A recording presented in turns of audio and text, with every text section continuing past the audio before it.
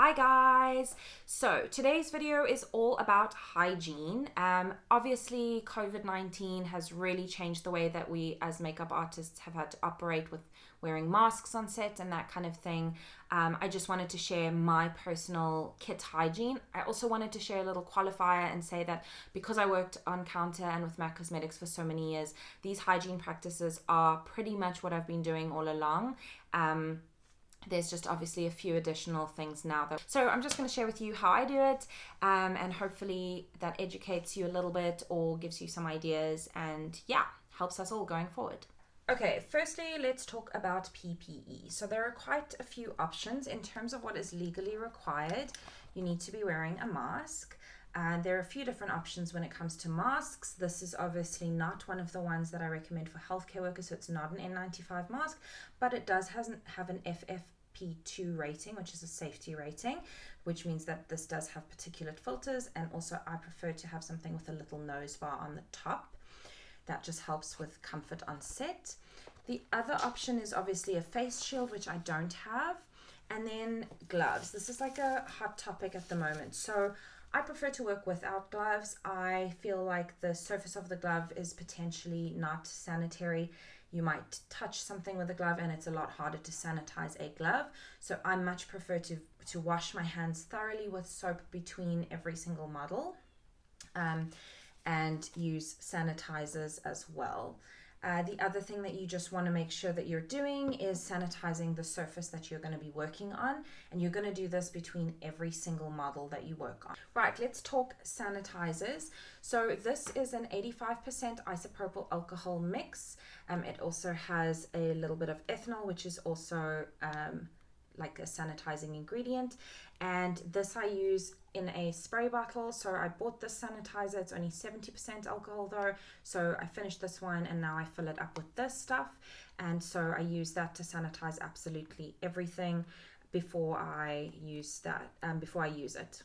All right, let's talk about some of the tools. So no matter what you've used in the past, you will be needing a palette to work on and some spatulas. I recommend having multiples of these because you want to pretty much only use one per product. They're easy to sanitize in between, but again, the more you separate everything out, the easier it is going to be. Next thing I want to talk about is brushes. So I make sure for every job that I have enough brushes so that I do not need to clean anything in between any models on set. This is something that I would highly recommend, and although the documentation set out by the government does say that you can sanitize brushes in between models, I just feel that it is a lot safer to completely separate each brush set as per model. So what I do is I take these little paper cups and a permanent marker and I just write the model's name on it. Then once I've used the brush on her, pop it in there, and then I know that all the brushes for that model are in one cup and that's completely separated. So later on in the day, if I'm needing to touch up, I only use her brushes. Let's talk about disposables. So this is a practice like for me and my kit always. When it comes to mascara, when it comes to lip glosses, I use these disposable ones and I never dip them into a product twice. So if I'm using a mascara wand, it goes into the mascara once, I use it, and then I put it aside. These are able to be washed if you're worried about the environment. You can clean the mascara ones pretty effectively, but you want to use soap and then sanitize. The same goes for lip ones. Once you've dipped this into a lip gloss, you are not going to dip it in once it's touched somebody's face. These, however, are a lot harder to clean and I do not recommend reusing these. Let's look at how we would actually utilize products. So when it comes to foundations, I honestly prefer something with a pump, just purely because it is a lot more hygienic. You just pump out a little bit onto your palette and then nothing is going to risk going back into the tube. However, if you do not have foundations that are in that form and you maybe have like cream foundations in a stick, I've put all of my cream foundations into palettes, and then when you work on a palette, you're going to use your little stick to scrape out some product and work off your palette. So you're never going to be sticking a brush into a cream product because that is going to contaminate. Then it is also pretty easy to use your sanitizing spray. Just give that a little bit of a spritz and leave that to dry, and that will also just help sanitize kind of the plastic parts of the palette, and it should not affect the product too much. If you need to use it immediately afterwards, so for example you've just used that on somebody and you just wanted to make double sure, just use a tissue and wipe the surface layer.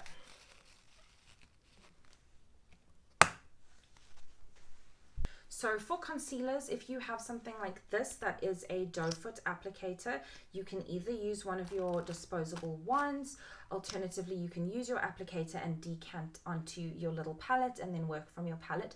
Just make sure that you decant enough product onto there so that you're not decanting again, because you're going to need to clean the surface of this palette between every single product. So if I've decanted concealer, it's not enough and I need to decant again, I need to clean the surface of this palette before decanting the second time.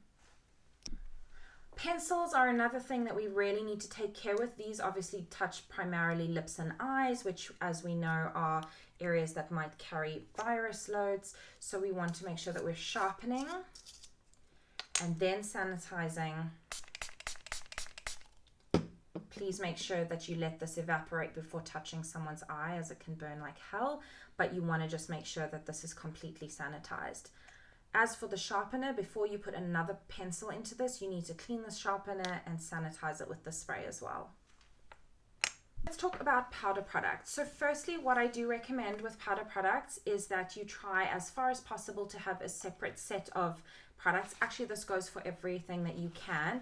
A separate set of products for the person that you're working on set. So if I have 4 models on set, I'm going to try and use a different blusher for each model, if at all possible.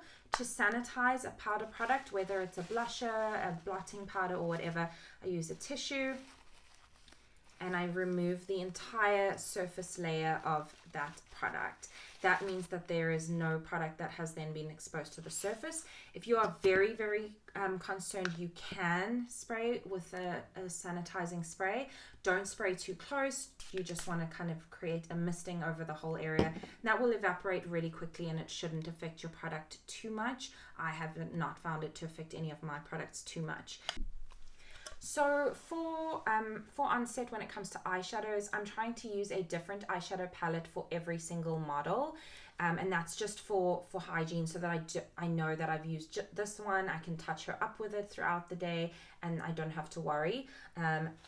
Again, to sanitize, you will use a tissue and just make sure that you remove the entire surface layer of any powder product. And because it is a palette and there's plastic in between, again, some spritz of your sanitizer is really nice to just make sure that it's sanitized. Again, your powder product should be completely fine. You're not soaking it. It's just a light surface misting, and it will evaporate and dry pretty quickly. So for a traditional lipstick, if you've got lipstick in a palette, as before, if you're using a traditional lipstick in a bullet, this is my best recommendation. Open the lipstick all the way out. Spray the entire lipstick surface. From there, use a tissue to dry off. Be very gentle so that you don't break the lipstick off, because that's a possibility as well. Wind it back down and shave the surface of the lipstick. And that is then completely sanitary for you to use. I would recommend using a lip brush to apply it no matter what though.